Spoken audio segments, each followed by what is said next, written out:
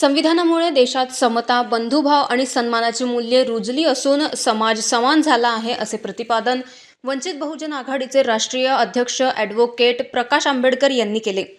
संविधानाने सामाजिक व्यवस्था समान केली असली तरी ती टिकवण्याची जबाबदारी आता समाजावर आहे, असे त्यांनी स्पष्ट केले. समाजाने सत्ता आपल्या हातात घेऊन लोकशाही मजबूत करण्याचे आवाहनही त्यांनी यावेळी केले. या देशामध्ये समता आणली संविधानाने, या देशामध्ये बंधुभावाला संविधानाने, या देशामध्ये सन्मानाला संविधानाने. आता नवीन निर्माण करण्याची काहीच गरज नाहीये. समाज हा समान झालेला आहे. आता समान झालेल्या समाजाने सत्ता आपल्या हातामध्ये घेण्याचा कारोबार हा सुरुवात केला पाहिजे, हे लक्षात घ्या. ज्यांनी इथली सामाजिक व्यवस्था समान केली, बरोबरीची केली, आता त्यांनी ती टिकवण्याची जबाबदारी घेतली पाहिजे, हे लक्षात घ्या.